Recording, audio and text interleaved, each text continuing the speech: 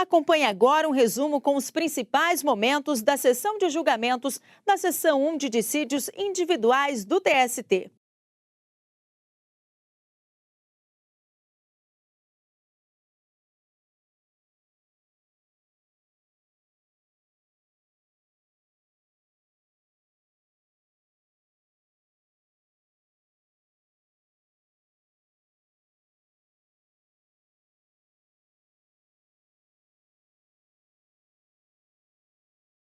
Bom dia a todos, podemos nos sentar. Invocando a proteção de Deus para os nossos trabalhos desta manhã, eu declaro aberta a 5ª sessão ordinária da subseção 1, especializada em dissídios individuais do Tribunal Superior do Trabalho, cumprimentando os senhores ministros aqui presentes, a doutora Júnia Soares Nader, subprocuradora-geral do Trabalho representando o Ministério Público, os senhores advogados aqui presentes, os senhores servidores, nas pessoas da doutora Janira e da doutora Eveline, aqui presentes.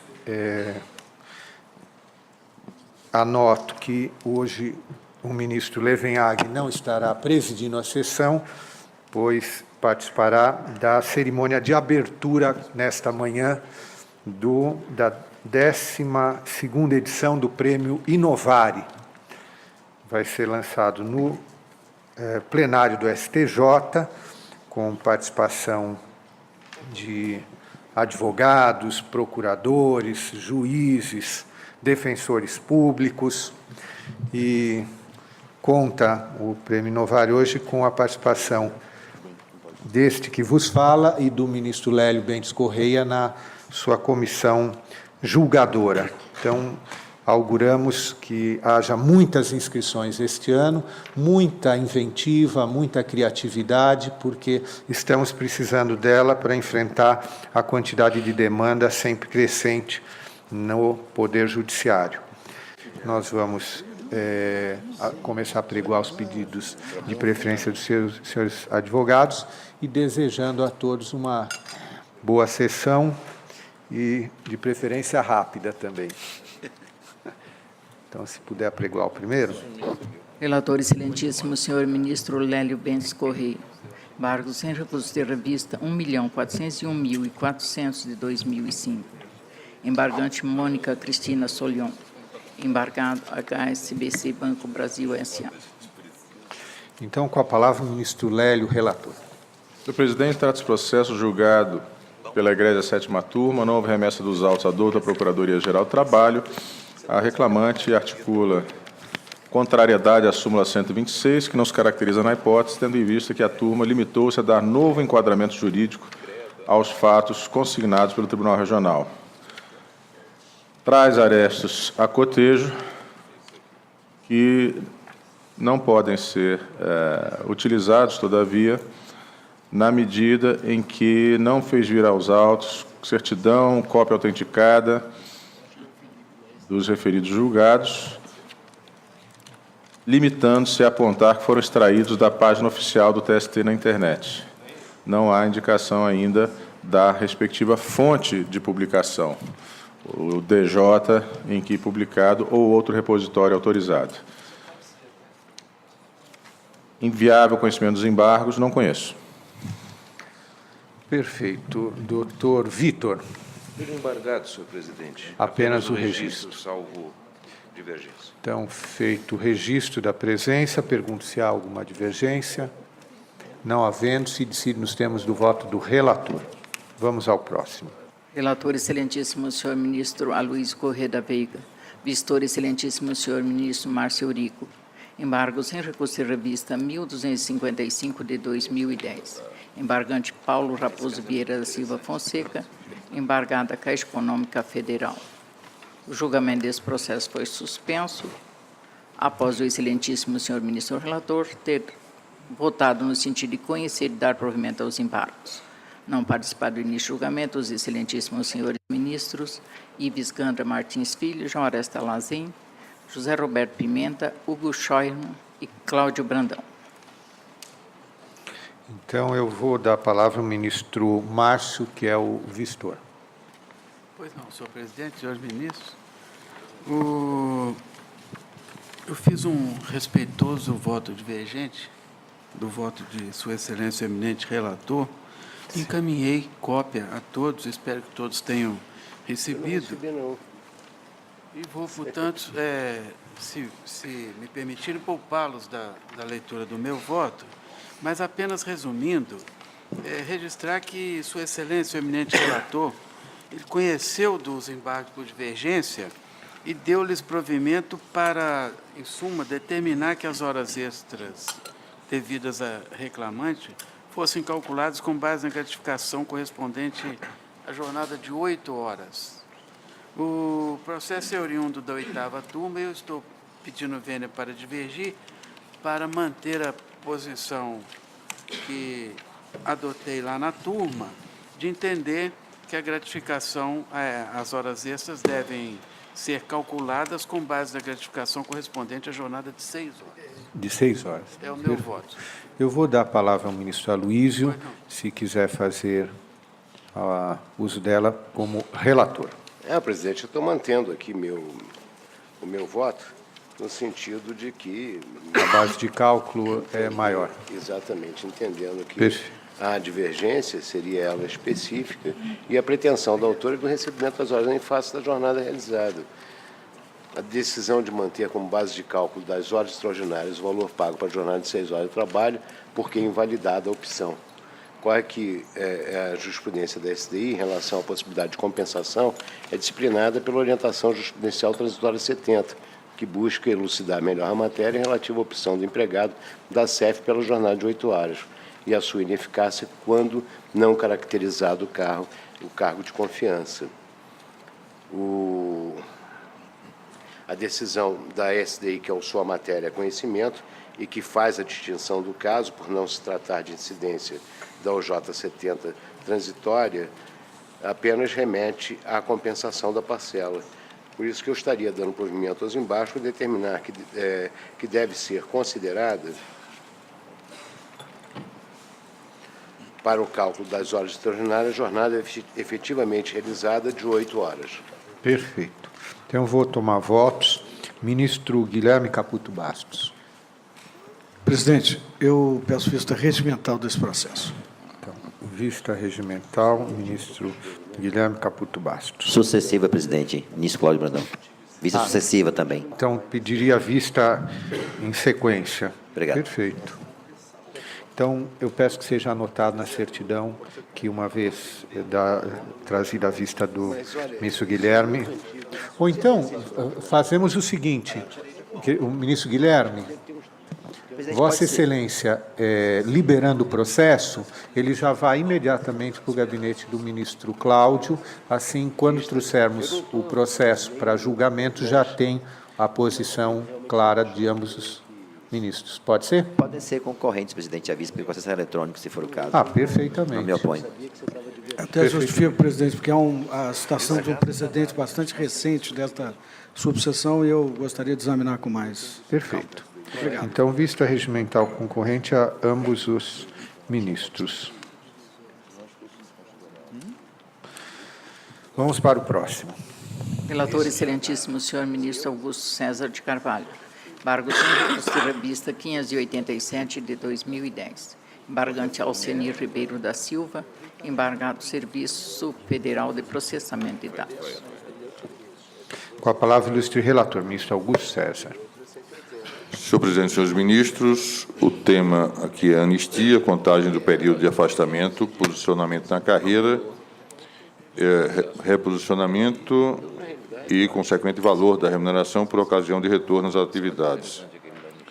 O que eu estou dizendo já na ementa é que o deferimento do pleito não implica propriamente remuneração em caráter retroativo, mas sim o cumprimento da própria lei de anistia, que, ao tempo em que tratou de impedir efeitos financeiros retroativos no artigo 6º, deixou claro no artigo 2º que o retorno ao serviço se daria no cargo ou emprego anteriormente ocupado ou, quando for o caso, naquele resultante da respectiva transformação.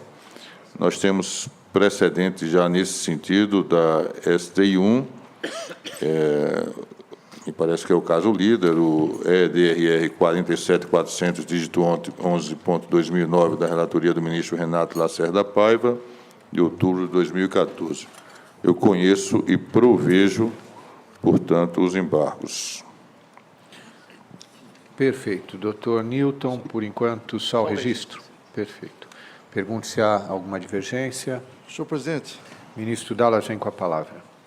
Senhor presidente, a matéria, como você sabe, é sobremodo interessante e efetivamente já mereceu debates acalorados nesta subseção.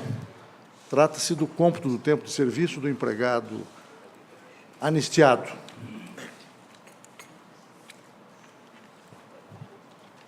O meu entendimento, em substância, coincide com o entendimento majoritário na turma, perdão, nesta subseção. Nesta sessão. No sentido de que o que a lei veda é tão somente a remuneração retroativa.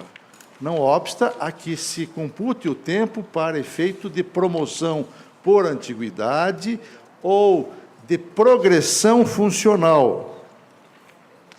E esta última é a hipótese de que se cuida. Sucede, todavia, que, no caso concreto, o regional, o acórdão regional mantido por Sua Excelência o ministro relator, também acolheu também permitiu o cômputo do tempo de serviço para efeito de anuênios, para efeito de adicional por tempo de serviço. E a nossa jurisprudência, embora eu até possa guardar reserva em caráter pessoal quanto a esse entendimento, mas o certo é que se tem entendido aqui que as vantagens pessoais não se incorporam para efeito de projetarem-se no contrato de trabalho a partir do momento da readmissão. E a prevalecer o voto de Sua Excelência, o ministro relator, agora, no que, repito, restabelece o acórdão regional, naturalmente se está assegurando o cômputo do tempo de serviço para efeito de anuênios. De modo que, a meu sentir, o provimento não pode ser tão amplo ao ponto de restabelecer integralmente o acórdão regional, exceto no que o regional acolheu o cômputo do tempo de serviço para efeito de anuênios. Perfeito. De modo que a minha divergência parcial, respeitosamente, do douto voto de Sua Excelência, o ministro relator, embora, rigorosamente, eu confesso que até hoje não entendi muito bem o porquê de o tempo também não ser computado para efeito de anuênio. Se o que a lei veda é a remuneração retroativa, e disso não se trata, se reconhece que, para efeito de promoção por antiguidade, o tempo haverá de ser computado, não vejo razão para que a circunstância de a vantagem ser pessoal não ser computada. Mas estou lembrando a jurisprudência que está aqui sedimentada. Ministro Augusto César. Presidente, eu primeiro concordo com as considerações do ministro Dallagen a respeito de se computar o tempo de serviço como uma forma de resgatar por completo a situação original que, de alguma forma, foi cujo prosseguimento se inviabilizou em razão do ato administrativo supostamente abusivo. Agora, na página 15 do meu voto, eu digo, inclusive, que convém ressaltar esse entendimento não abrange aquelas parcelas que configuram vantagem pessoal decorrente da efetiva prestação continuada de trabalho, a exemplo dos adicionais por tempo de serviço, anuênios, quinquênios. Eu reli aqui muito superficialmente, tendo em vista o tempo, o acórdão regional na parte transcrita, não encontrei aquilo que foi percebido pelo ministro Dallagen, e por isso eu vou pedir vista em mesa. Ficaria com vista em mesa, então? É melhor, é melhor. E daí só faríamos adequação na parte dispositiva. Ok. Tá bom? Então, vista em mesa ao ministro relator. Vamos ao próximo. Relator excelentíssimo, senhor ministro Lélio Bentes Correia. Embargos em recurso de revista 55.500 de 2002. Embargante José Eudo Góes. Embargada Companhia Vale do Rio Doce. Com a palavra, ilustre relator, ministro Lélio. Senhor presidente, trata-se de processo julgado pela Egrégia quinta turma deste Tribunal Superior. Não houve remessa dos autos à douta Procuradoria-Geral do Trabalho. A discussão gira em torno do adicional de risco devido ao trabalhador portuário avulso.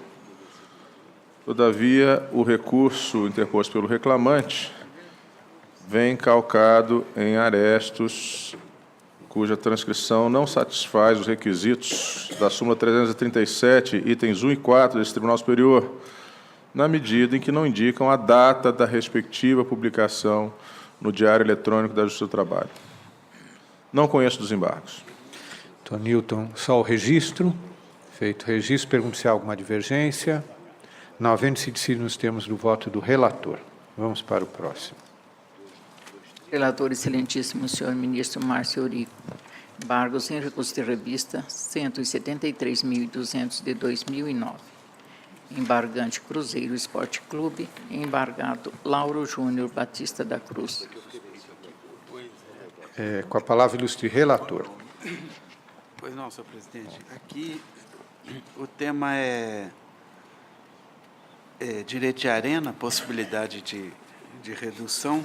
A egrégia sexta turma, em processo vindo do egrégio TRT da terceira região, conheceu do recurso de revista, por divergência e por afronta ao parágrafo 1º do artigo 42 da chamada Lei Pelé, e, no mérito, deu provimento ao recurso para condenar o clube reclamado ao pagamento de diferenças de direito de arena, entendendo não ser possível, mesmo como se deu no caso, por acordo judicial perante juízo cível, a redução ali intentada de 20% para 5% do direito de arena. Eu estou conhecendo dos embargos por divergência com um aresto da 8ª turma, mas no mérito e sem embargo do que na turma decidir sobre a matéria, e ressalto que o entendimento ali exarado já foi também modificado na turma, eu estou negando o provimento aos embargos. Perfeito. Então, doutor Newton, presidente, tem procuração nos autos? Com procuração nos autos pelo Então, tenho a palavra pelo tempo regimental. Pelo embargante Cruzeiro. Igreja da Sessão, eminente relator, ilustre representante do Ministério Público, fizemos uma pesquisa, espero que bastante intensa, e creio que é a primeira vez que vamos julgar na SDI o mérito desse processo. Já há decisões, mas não conhecimento de embargo, etc. Salvo pesquisa sempre, às vezes, nos aponta alguma surpresa, mas com ressalva de alguma eventual surpresa, esse será o primeiro processo. E a discussão é direito de arena, mas especificamente com relação a uma redução que foi feita em acordo judicial entre o Sindicato dos Atletas e o chamado Clube dos 13, que, consequentemente, abarcava, àquela época, 13 grandes clubes. E, nesse acordo judicial, houve uma redução do percentual previsto na lei de 20% para 5%, a fim de ser distribuído entre os atletas. A discussão é a validade dessa redução. É evidente, igreja turma, que quando nós estamos em um ambiente de direito de trabalho, a expressão redução, ela sempre causa um grande impacto, e deve causar mesmo, até para evitar que a suposta parte frágil possa estar doando a parte tida como uma parte mais privilegiada. Nesse caso, além de nós estarmos aqui tratando de sindicato dos atletas, e são significativos atletas que têm, inclusive, conhecimento sobre gestão de futebol, nós estamos falando de 20%, cujo percentual todos eles, atletas, sabiam que estava se tornando impossível, mesmo porque quase sócios de toda a arrecadação do clube. Os 5% já era uma quantidade grande, já avassaladora. Mesmo assim, depois de centenas e centenas de reuniões, as partes conciliaram e consensuaram de que 5% seria possível. E se fez esse acordo judicial para que houvesse a redução de 20 para 5, baseado em expressa disposição de lei, que previa a possibilidade de convenção em contrário ao que dispunha aquele dispositivo. A jurisprudência dessa casa tem dito o seguinte: sim, pode haver disposição em contrário. Está no artigo 42, parágrafo 1º. Exceto quanto ao percentual, porque ele vem seguido da expressão no mínimo. Essa é a base da decisão de Vossas Excelências. Me permitam duas ponderações, então. A primeira é de que o consenso a que me referi antes era de tal ordem contundente que, quando começou a ter algum questionamento, essas partes que fizeram o acordo fizeram um projeto de lei, apresentaram no Congresso Nacional e se transformou em lei, estabelecendo 5%. De tal ordem, de tal maneira, era o consenso que as partes tinham naquele acordo. Ou seja, nós não estamos falando de um acordo de natureza prejudicial, porque essas partes foram ao Congresso Nacional e fixaram 5%, que hoje está na Lei 12.395, alterando o percentual de 20% para 5%.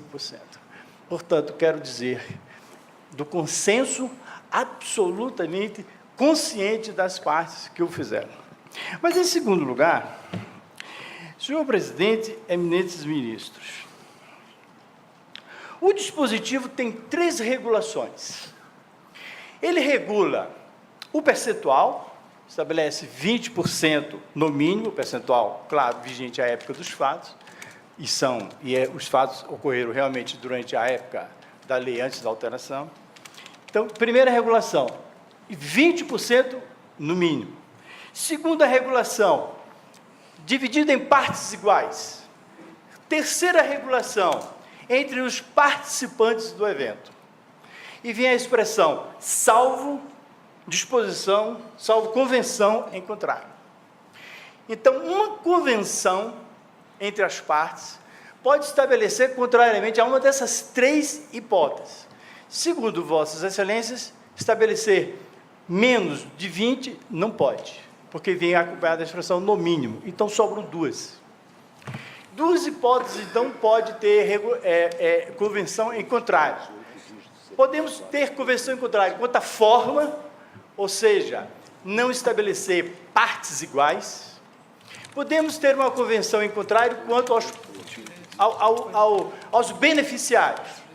Então, poderão não ser apenas os participantes do evento, poderão ser outras pessoas. Por exemplo, nós podemos estabelecer, quanto à forma, de que talvez quem atue no meio de campo, como fica na sanfona, ajuda a defesa e ajuda o ataque, tem, segundo os médicos, um desgaste físico maior e pode-se estabelecer para eles um percentual maior e um percentual menor para os demais jogadores participantes do evento. Podemos, então, numa outra hipótese, quanto aos beneficiários, estabelecer que também os jogadores que estão no departamento médico, aquele jogador que fez o gol do campeonato, por conta desse gol, ele teve uma distensão muscular, está 6 meses sem jogar, que também eles sejam beneficiários do direito de arena. Em qualquer dessas hipóteses que possam ser estabelecidas, o percentual haverá de ser reduzido. Porque se nós inserirmos mais alguém que não esteve no campo, atuando no espetáculo, esse alguém vai receber menos de 20%.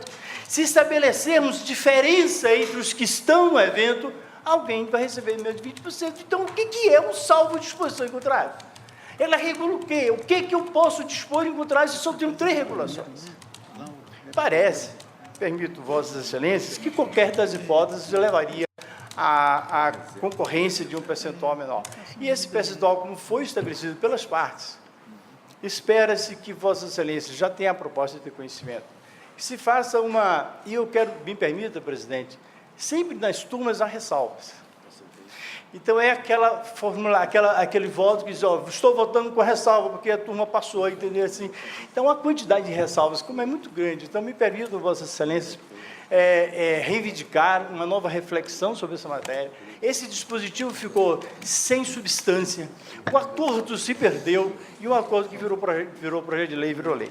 Então, espera-se que, coincido, Vossas Excelências deem provimento e fixem validade a essa disposição de 5%, que foi o percentual que as partes entenderam justo de pagamento de direito alieno. É como se requer, presidente. Doutor Leonardo, eu pediria que fizesse a sustentação oral, porque se ninguém abrir divergência, eu vou pelo menos registrar voto vencido. Então, gostaria que já adiantasse a sustentação. Bom dia, senhor presidente. Bom dia, doutor. Turno especial. Com todo respeito ao colega, com sustentação à vida, difere um pouco a situação aos fatos colocados. Primeiro porque o percentual de 20% já foi previsto desde 1973. Portanto, de 73 até 98, quando então foi acrescido a legislação, a locução como mínimo, houve uma afronta direta, um desrespeito e um descumprimento literal da lei, porque nada foi pago. Mesmo após a edição da Lei Pelé, onde se acrescentou a locução mínima, ainda assim não se cumpria a legislação. Esse acordo judicial é fruto de uma ação promovida no âmbito civil, na comarca do Rio de Janeiro. Não foi um acordo com o Clube dos 13 que abarcava apenas 13 clubes. O Clube dos 13, na verdade, atendendo o interesse de 12 clubes, que são 4 clubes grandes do Rio de Janeiro, 4 clubes grandes de São Paulo, 2 de Minas Gerais e 2 de Rio Grande do Sul. Portanto, 12.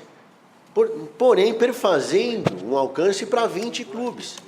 No entanto, do lado oposto, eram apenas 4 sindicatos. São Paulo, Rio de Janeiro, Minas Gerais e Rio Grande do Sul. Os atletas de Goiás estariam fora desse acordo? Não obstante, não se trata de um acordo, se trata de uma transação judicial. Se trata de uma transação firmada por entidades particulares. Clube dos 13 não é entidade representativa. CBF, federação, não é entidade representativa. Quiçá no ano de 2000, aonde foi feito uma tentativa de buscar um cumprimento, mesmo que parcial da lei, não uma solução. Na verdade, foi buscar um cumprimento parcial da lei. A lei ela estava sendo expressamente descumprida, ela estava sendo violada desde o início ao fim. Já é pacificado nessa corte que, à época dos fatos, na redação original da Lei Pelé, no artigo 42, essa é uma verba de natureza remuneratória incorporada ao patrimônio jurídico do contrato de trabalho do trabalhador, tanto que realmente a Lei Pelé, com a alteração, agora sim exige uma convenção coletiva, por entender que é uma verba que originariamente vem de uma relação de trabalho. E, novamente, foi excluído nessa nova redação a locução como mínimo. Não é possível que houve uma inclusão proposital em 98, que até então não havia a previsão mínima, e a partir de 2011, quando foi novamente retirada a locução mínima. A questão dos critérios colocados na tribuna, no primeiro momento fala atletas participantes. Então, portanto, não pode ser o que está na sessão médica, o que está fora do campo, ou o médico, ou qualquer outro atleta, não aqueles que estejam efetivamente jogando. É sabido que apenas era feito um repasse do campeonato nacional e estadual, e o repasse dos campeonatos internacionais, que nunca foi feito. E os outros atletas que pertenciam a outros estados, que também nada recebia. Na hipótese dos autos, esse atleta, quando jogando no estado de São Paulo, recebeu 5% na época pela Ponte Preta. Quando foi para Minas Gerais, e se ele foi transferido para o estado da Bahia, lá não pertencia ao acordo. Então, portanto, nada receberia também. Com questão à redução e ao critério de participação, diverge um pouco. O Sindicato de Minas Gerais, por exemplo, ele faz um critério de divisor de 1/18. Isso sim é uma convenção em contrário. Porém, os 20% sempre há que ser mínimo. O Estado de São Paulo já paga por 1/14. Erroneamente, haja vista que considera os 11 participantes mais 3 eventuais que possam ingressar. E se naquele jogo não houve nenhuma substituição? O critério seria 11. Então, me parece que talvez até o critério mais razoável seria efetivamente o 18. Mas o que se busca aqui e o que se pleiteia é o percentual previsto em lei. Nada mais do que isso. O percentual que está... Agora, o critério de divisão, o critério de participação, não pode redundar em uma diminuição de um percentual legalmente previsto que narra e trata de uma verba de natureza eminentemente salarial. A discussão quanto se 20% é sobre televisão ou 5% é sobre o todo do contrato, não há indício, não há prova, não há nenhum elemento, não há nenhuma razão concreta de que 5% seja superior aos 20%, haja vista que o contrato ele é efetivamente de transmissão. É transmissão de televisão aberta, televisão fechada, pay-per-view, transmissão internacional. Os pagamentos são feitos mensalmente, são feitas antecipações. O sindicato pode se responsabilizar por o valor repassado. Ele mesmo não participa da contratação, o sindicato não participa do contrato de transmissão. Como poderia dar validade e respeitar e falar que aquele valor efetivamente representa aos 5%? Obviamente, foi um avanço que o sindicato trouxe à categoria, porque muitos daqueles que, a partir de 2000, já tinham parado de atuar, nada receberam. Rivelino, Pelé, nada receberam. E os, a partir de então, a partir de 2000, começaram a receber aquele percentual, mesmo que mínimo. Porém, não de todos os campeonatos. E nem de todos os clubes. Estamos aqui no caso do Cruzeiro. Tanto que houve uma propositura de uma nova ação no ano de 2009 para que fosse feito um repasse da Copa Libertadores da América. 2009, 10 e 11. Se era válido, e se fosse formalmente válido, para que haveria a necessidade de ter uma nova legislação? Exatamente para regulamentar uma situação que não estava sendo cumprida. A legislação é bem simples, ela é bem clara e é de clareza meridiana. Salvo convenção em contrário, 20% no mínimo. Assim como fez a hora extra, o direito de arena também foi previsto num percentual mínimo. Já incorporado no patrimônio do trabalhador, não pode ser desrespeitado. E chama a atenção, Excelência, é importante realmente a matéria de fundo meritória, já vista a discrepância, num primeiro momento, de tribunais regionais, mas chamar a atenção que essa Corte Superior, na sua composição de turmas, já houve pronunciamentos reiterados, chama a atenção na segunda, sexta, quarta, oitava turma, quinta turma, seja por acórdão divergente, mas principalmente e ultimamente pela ofensa direta ao artigo 42. E chama a atenção que semana passada, a turma, oitava turma, que é o acórdão paradigma trazido aqui na sessão, votou um caso análogo, também envolvendo o clube reclamado, num recurso de revista promovido pelo atleta, que havia sido tolhido pela instância originária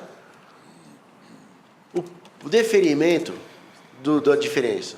E nesse julgamento também foi dado provimento para o fim de ser revisto o acórdão regional e, por ofensa ao artigo 42, para que fosse dado provimento ao recurso obreiro, para que seja deferido o pagamento de 20%. Então, a mesma turma que foi objeto de paradigma já pacificou o entendimento, a administradora também já pacificou o entendimento.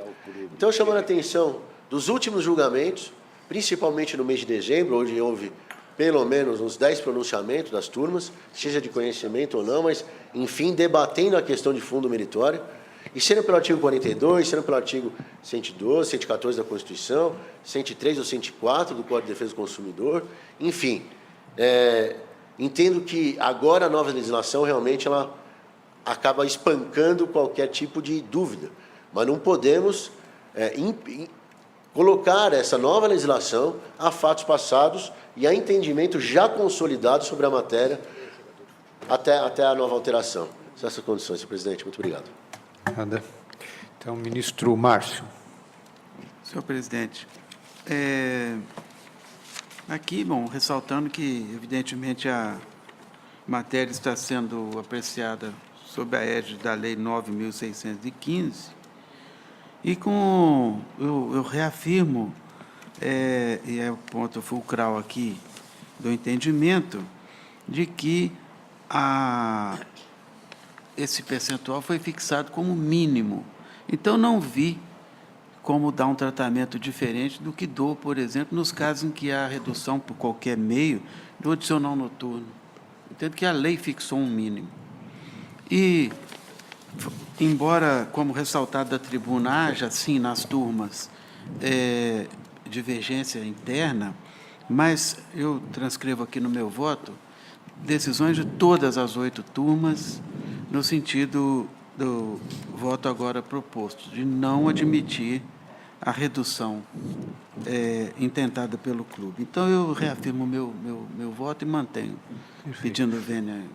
Pergunto se há divergência. Há divergência, ministro Aloysio, com a palavra.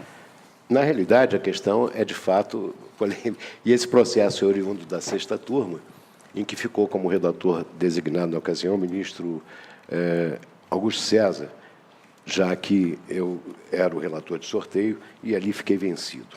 O que se discute é a questão do recebimento de valores a título de direito de arena, e esse chamado direito de arena, regulado pela Lei 9.615, a Lei Pelé, dispondo no seu artigo 42, parágrafo 1º, que as entidades de prática desportiva pertencem o direito de negociar, autorizar e proibir fixação, transmissão e retransmissão de imagem de espetáculo ou eventos desportivos de que participem. E o parágrafo 1º do artigo 42 diz, salvo convenção em contrário, 20% do preço total da autorização como mínimo, salvo convenção em contrário. E, no caso, o sindicato da categoria profissional do reclamante, a União dos Grandes Clubes de Futebol, o Clube dos 13, e a Confederação Brasileira de Futebol, a CBF, firmaram acordo judicial nos autos do processo 97.001, que tramitou perante a 23ª Vara Civil do Rio de Janeiro, e, por meio desse referido acordo, firmado em 18 de setembro de 2000, acostado aos autos pelo próprio reclamante, a Folha Estais, pactuou-se o pagamento de direito de arena no percentual de 5%, como dispõe a cláusula 3ª daquele acordo firmado. E trata-se de se questionar sobre a validade ou não do acordo judicial que estipula a redução do percentual pago a esses jogadores profissionais a título de direito de arena, bem como ainda a possibilidade de renúncia, que já na própria turma, não é isso daí, a unanimidade, a renúncia não se admitiu ao direito de arena, mas estabeleceu-se a questão da discussão com relação ao percentual reduzido de 20% para 5%. De início, é necessário apreciar matéria relacionada com a redução do percentual pago a esse título aos jogadores profissionais. Esse direito de arena está afeto à negociação da transmissão, retransmissão das imagens, dos espetáculos ou eventos esportivos, segundo o próprio artigo 42 da lei mencionada. A Lei 12.395, de 2011, alterou a redação do parágrafo 2º do referido dispositivo, do 42, a fim de reduzir o percentual a ser rateado a título de direito de arena, estabelecendo que, salvo convenção coletiva de trabalho, em contrário, 5% da receita proveniente da exploração de direitos esportivos audiovisuais serão repassados aos sindicatos de atletas profissionais, e estes distribuirão em partes iguais aos atletas profissionais participantes do espetáculo como parcela de natureza civil. A matéria será apreciada, no caso, em face da redação anterior à alteração legislativa que ocorreu em 2011, na Lei Pelé, tendo em vista se tratar de contrato extinto no caso anterior à norma, 18 de agosto de 2008. O direito de arena não se confunde com o direito de imagem, apesar de estar a ele vinculado. O direito de imagem pertence ao indivíduo, inserido no rol dos direitos da personalidade, protegido constitucionalmente no artigo 5º e 10 e 27A da Constituição Federal, e é marcado pelas características que individualizam a pessoa humana enquanto ser em sociedade. Já o direito de arena pertence à entidade de prática desportiva a que está vinculado o atleta e se refere à exposição obrigatória do atleta em aparições públicas, razão pela qual faz jus a um percentual do valor arrecadado a esse título. Álvaro Melo Filho afirma que o direito de arena alcança o conjunto do espetáculo, ou seja, se estende a todos os participantes somente durante, por exemplo, os 90 minutos da partida de futebol ou os 40 minutos da partida de futsal, quando e se profissional. Em nova Lei Pelé, avanços e impactos. Em relação à forma de divisão da parcela, o mesmo autor ensina que, na atual vigência, o direito de arena é pago por terceiros, 5% no mínimo, repassados através dos sindicatos aos atletas profissionais participantes do espetáculo, dividido em partes iguais. Na vigência da lei anterior, hipótese sob exame, o repasse era realizado pela própria entidade de prática desportiva.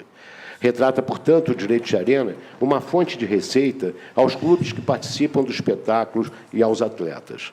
Os autos dão notícia de ajuste histórico em que o Sindicato dos Atletas Profissionais do Estado de Minas Gerais, primeiro transator, firmou com a União dos Grandes Clubes de Futebol Brasileiro, o Clube dos 13 e a CBF, segundo os transatores, acordo judicial nos autos desse processo, na 23ª Vara Civil do Rio de Janeiro, em que ficou convencionado quanto ao direito de arena. Na cláusula 3ª, inclusive reduzindo o percentual para 5%. O valor total do contrato firmado, envolvida todas as rubricas estabelecidas, será aplicado um percentual de 5%, referente ao valor que caberá a todos os atletas envolvidos nos jogos de futebol objeto do contrato. Observa-se, portanto, que foi acordado com o sindicato profissional o percentual de 5% a título de direito de arena, ressalvando-se o direito dos atletas a haver de quem de direito as diferenças que entenderem existentes até o ano de 99 e ainda a possibilidade de que percentual superior ao que fora acordado. O acordo judicial deve ser recepcionado na seara trabalhista, não havendo como ser declarada sua invalidade, a fim de lhe suprimir os efeitos, na medida em que a Lei Pelé assim disciplina, conforme o artigo 42, no seu parágrafo 1º, que salvo convenção em contrário, e a convenção em contrário poderá estabelecer percentual menor do que aqueles 20%, no mínimo, do preço total da autorização como mínimo, que será distribuído em partes iguais aos atletas profissionais participantes do espetáculo ou evento. Não há dúvida de que a norma, ao atribuir a possibilidade de convenção, alcança qualquer ajuste que tenha sido realizado, sendo o ajuste firmado entre o Clube dos 13, o sindicato da categoria profissional do reclamante, para pagamento de percentual de 5%, não há como se entender que o percentual devido de 20% seja a base a ser acordada, na medida em que a própria lei atribui essa possibilidade de convenção em sentido contrário. De fato, o acordo judicial firmado não pode ser desconstituído, sob pena de desrespeito à coisa julgada, firmada naquela ação que houve o trânsito em julgado.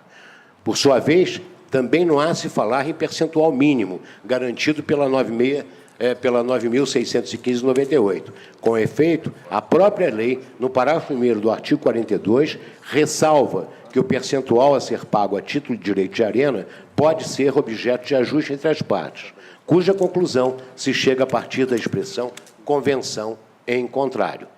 Logo, é válido o acordo judicial firmado com o Sindicato dos Atletas Profissionais e o Clube dos 13, ao fixar percentual de 5% a título de direito de arena.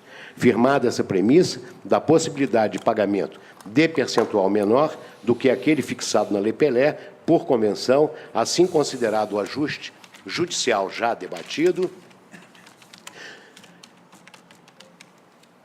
Ao atleta está assegurado o direito ao percentual de 5% por força daquele acordo firmado.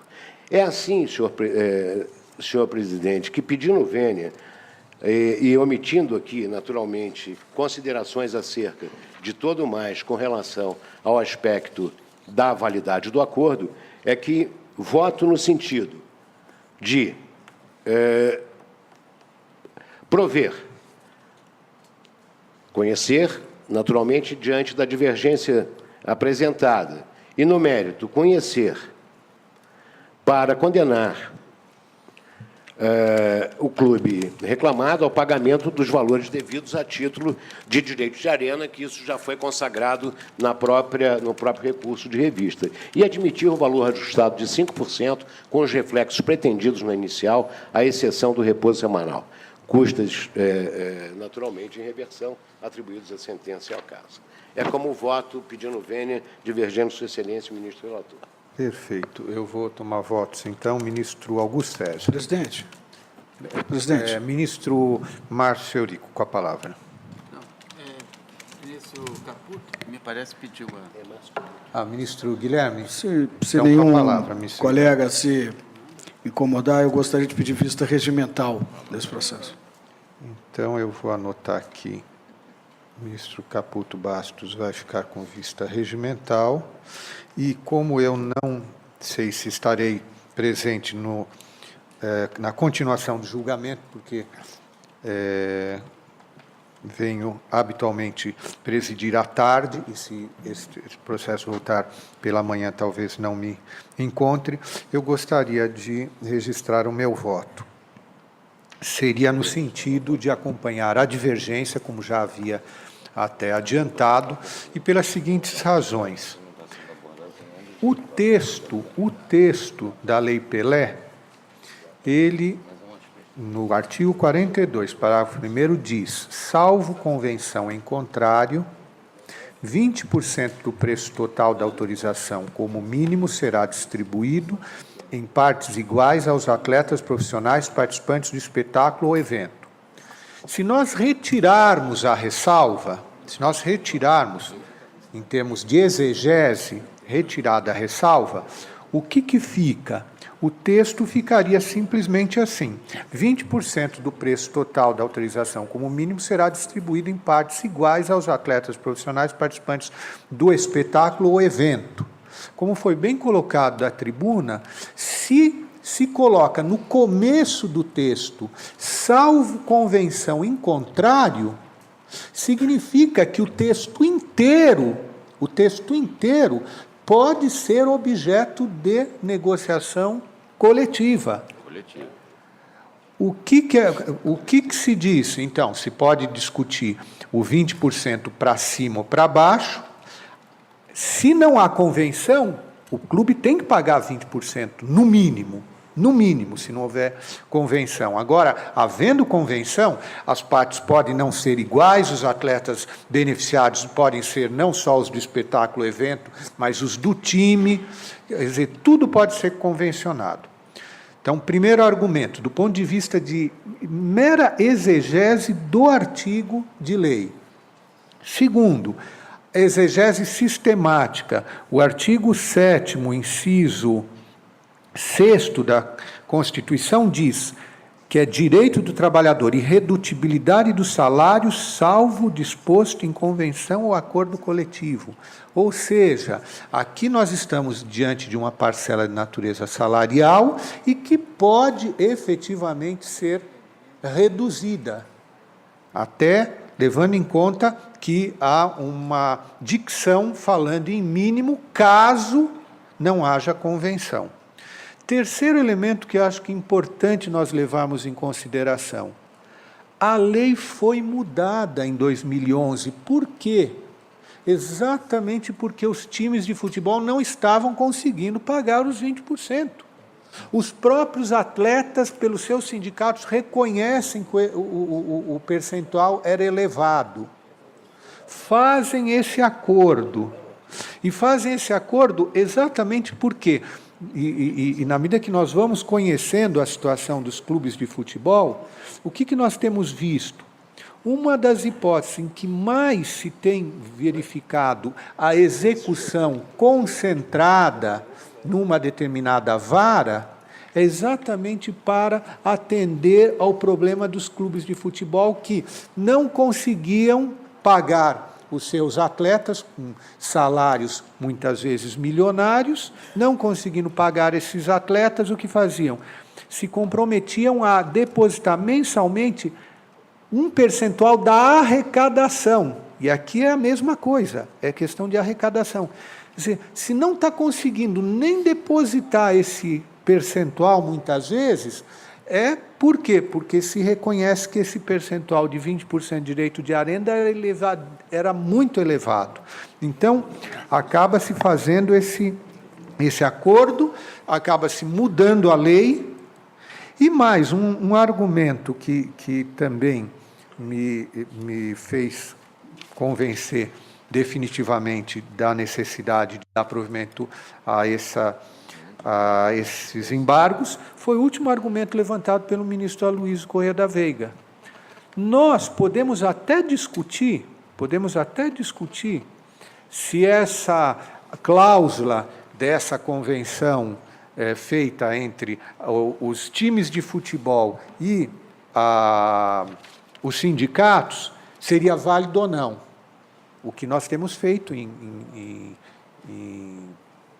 acordo, em ações anulatórias. Aqui está transitado em julgado, foi levantado pelo ministro Aloysio, já transitou em julgado, é antigo. Esse processo está discutindo o direito de arena dos campeonatos brasileiros de 2006 2007, campeonato mineiro de 2006 2007, o acordo foi feito, não foi contestado bem posteriormente. Então, por essas razões, entendo que aqui é típica hipótese de possibilidade de flexibilização de direito trabalhista com base na Constituição, foi acertado pelas partes, era o mais conveniente pelas partes e não se pode agora desconsiderar. Então, por essas razões, pedindo a máxima vênia ao ministro Márcio Eurico, que, na verdade, está muito bem respaldado pelas 8 turmas, pelo menos, por isso que eu tinha até adiantado que eu iria basicamente registrar meu voto vencido, mas já que há divergência do ministro Aloysio, eu simplesmente a acompanho. E registro que o processo fica, de momento, com vista regimental, ao ministro Guilherme Caputo Bastos. Senhor presidente, com a palavra, ministro Alexandre Monte, pela ordem, em vista da divergência do ministro Aloysio, muito bem, com razões muito bem colocadas, e também do voto do ministro Márcio Eurico, ministro relator, cujas razões também foram muito bem colocadas,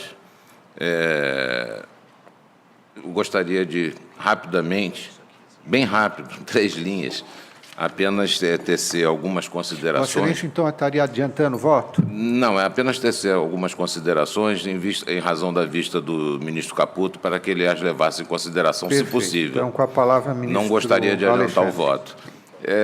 Pelo texto da lei antiga, realmente, salvo convenção em contrário, o percentual aplicável era de 20%.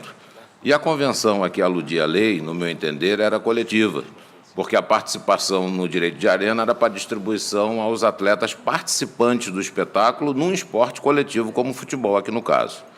E a Convenção Coletiva de Trabalho Redutiva de Direitos para 5%, cuja validade poderia ser questionável, sequer foi firmada, ou seja, a categoria profissional não foi ouvida.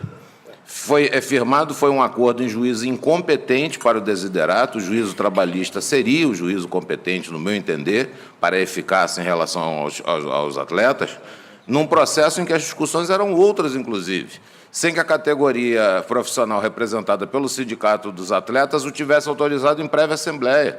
Para firmar acordo coletivo é preciso prévia assembleia.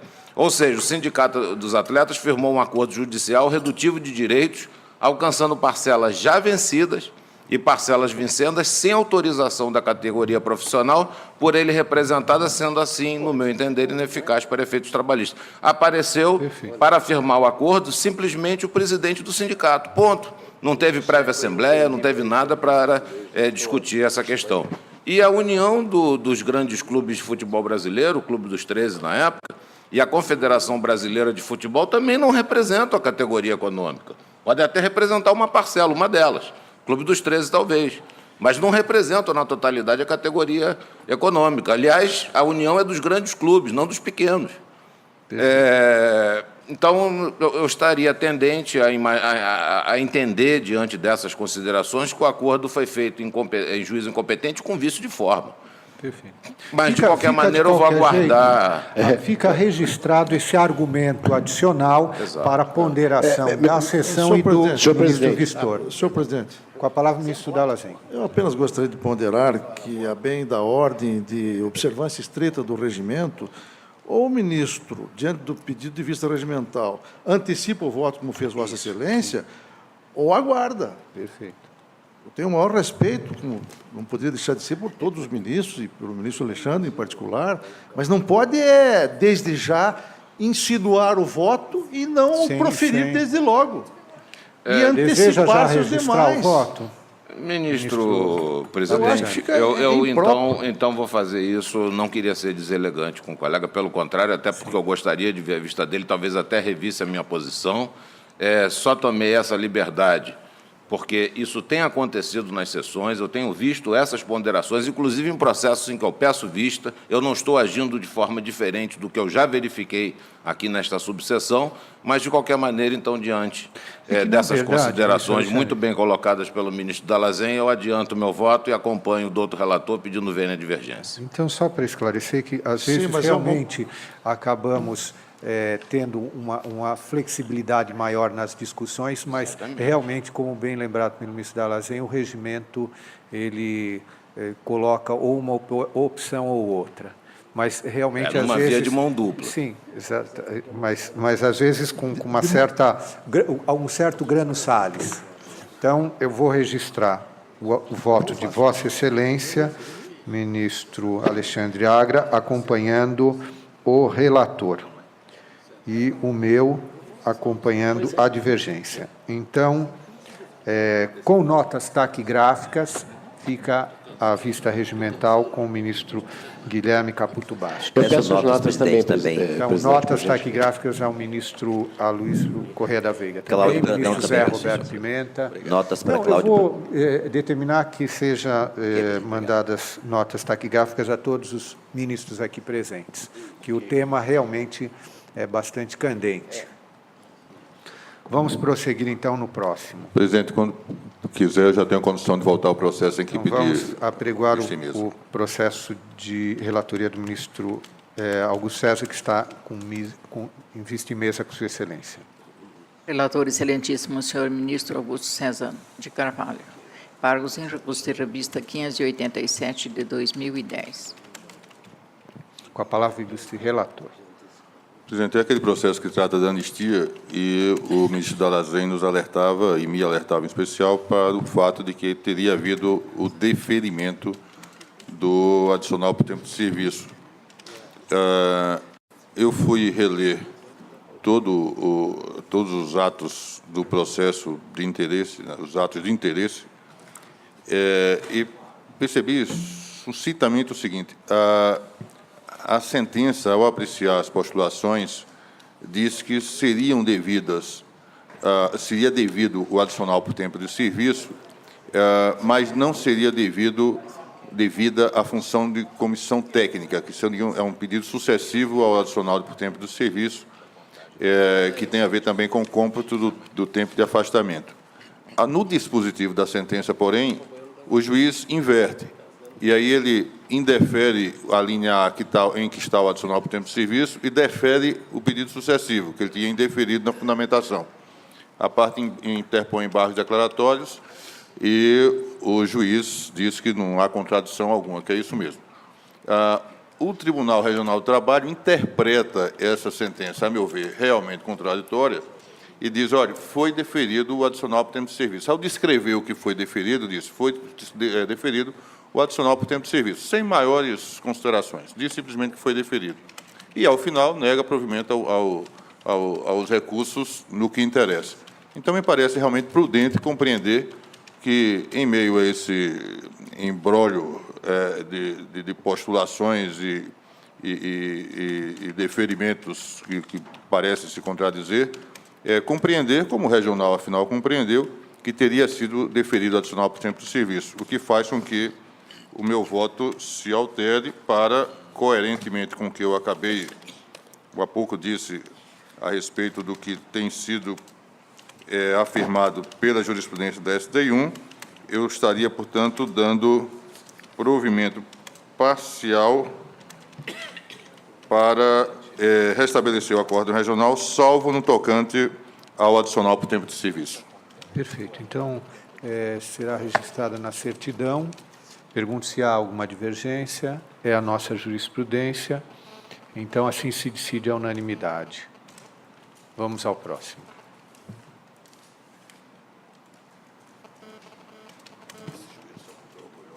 Relator excelentíssimo, senhor ministro Lélio Bentes Correia. Embargos em recurso de revista 32.500 de 2003. Embargante União, embargados Francisca Eliane do Nascimento Diniz e outros. Com a palavra, ilustre relator, ministro Lélio. Senhor presidente, trata-se processo julgado pela Egrégia Quinta Turma. A douta Procuradoria-Geral do Trabalho opina pelo conhecimento e provimento do recurso interposto pela União. Discute-se aqui a possibilidade de ajuizamento de ação para repetição do indébito quando os valores recebidos pelos reclamantes por força de sentença judicial são objeto de ação rescisória que culmina com a desconstituição da coisa julgada. Questiona-se se esse recebimento pode ser reputado recebimento de boa-fé, já que levado a cabo sob a égide de decisão transitada em julgado, ou, se por outro lado, com o escopo de preservar a autoridade da sentença desconstitutiva, essa devolução é imperativa, sem a possibilidade de objeção do argumento do recebimento de boa-fé. A divergência, a Egrégia Quinta Turma entendeu que, em se tratando de verba de natureza alimentar recebida de boa-fé, não há a obrigatoriedade de devolução. Portanto, não conheceu do recurso interposto pela União contra a decisão proferida pelo Tribunal Regional. Em seus embargos, a União logra transcrever aresto específico emanado da Egrégia Sexta Turma deste Tribunal Superior, e, resumidamente, consigna a tese no sentido de que todo aquele que recebeu o que não lhe era devido fica obrigado a restituir, sem fazer qualquer distinção se o recebimento foi ou não de boa-fé. Conheço dos embargos.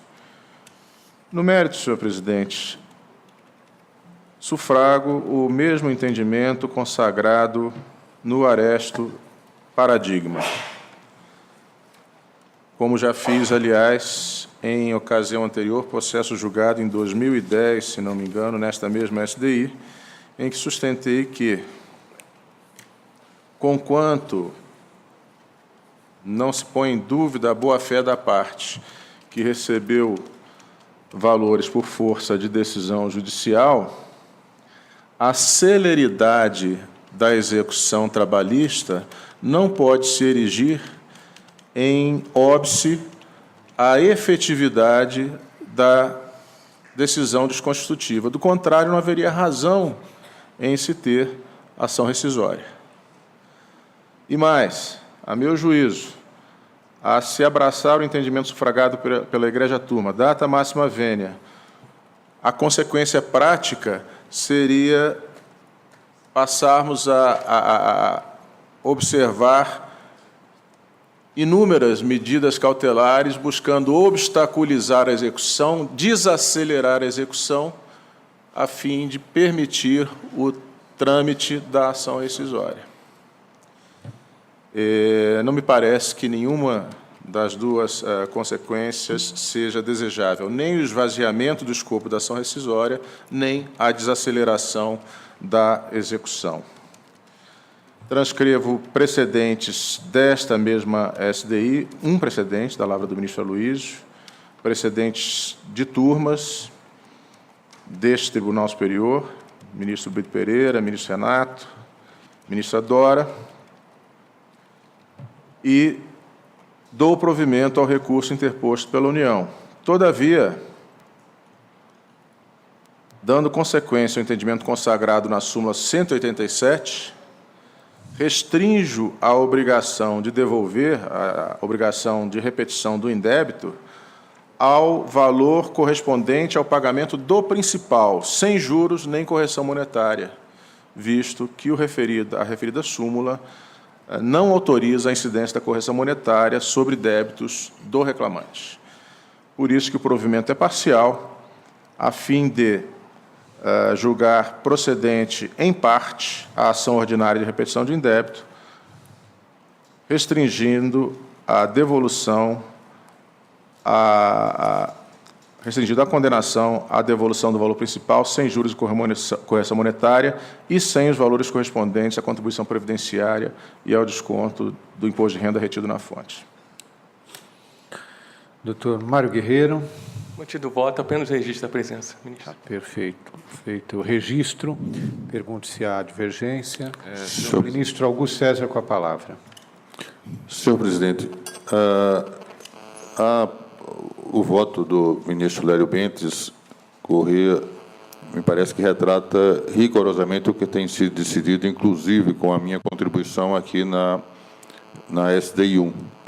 A minha ressalva de entendimento sempre teve a ver com um certo desconforto que tenho, porque imagino que essa boa-fé não deveria resultar nessa possibilidade de se devolver valores, na verdade, valores que, em regra, foram recebidos na ocasião em que se deram aquelas querelas a propósito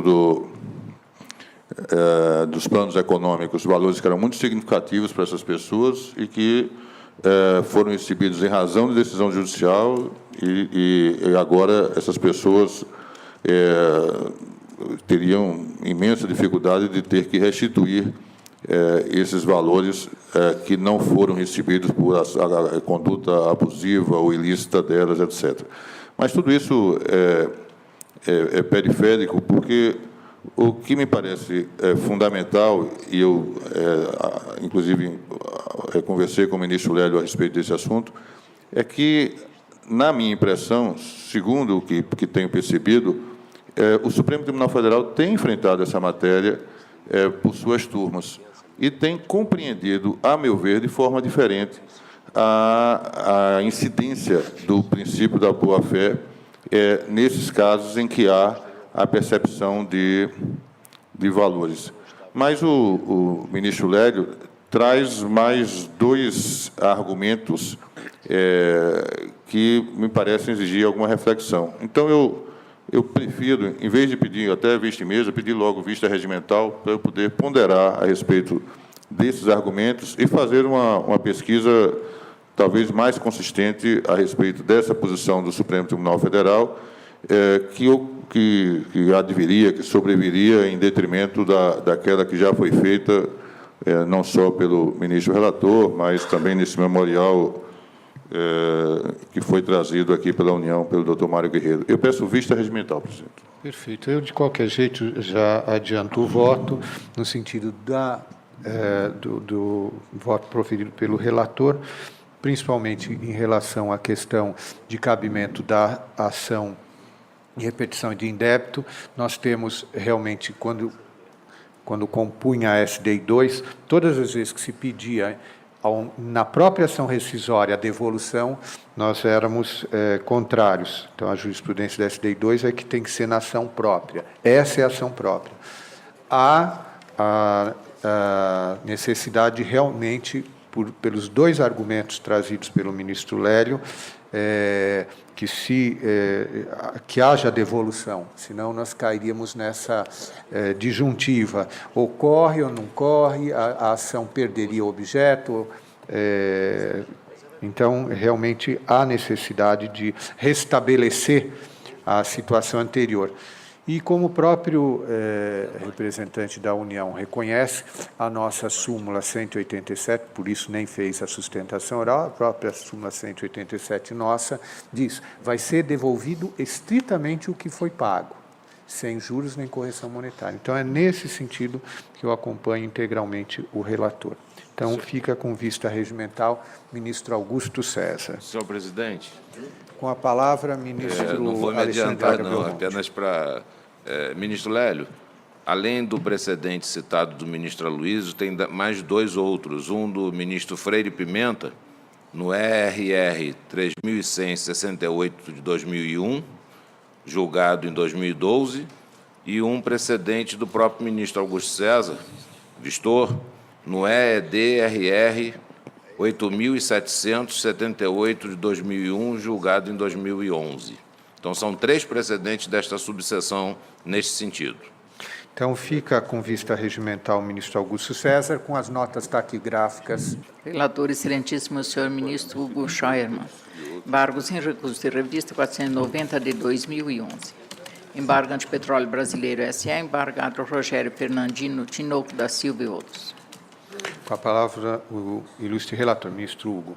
Perdão, senhor presidente, senhores ministros, é um processo julgado pela segunda turma desta Corte e os embargos são da reclamada e a matéria é conhecida, trata da forma de cálculo da RMNR com a exclusão do adicional de periculosidade. Estou propondo conhecer os embargos por divergência jurisprudencial, área específico, mas no mérito negar-lhe provimento segundo entendimento pacificado nessa Corte. Perfeito. Faço o registro da presença do doutor José Antônio? Sim. Então, feito o registro, pergunto se há alguma divergência. Não havendo, se nos temos do voto do relator. Agradecendo a proteção de Deus, a participação de todas e todos tão bem-humorados, conseguimos hoje concluir a sessão até meio-dia. Então, muito obrigado. E nós ficamos por aqui, lembrando que você pode continuar acompanhando as notícias do Tribunal Superior do Trabalho pelas redes sociais e pelo site tst.jus.br. Obrigada pela companhia e até a próxima semana.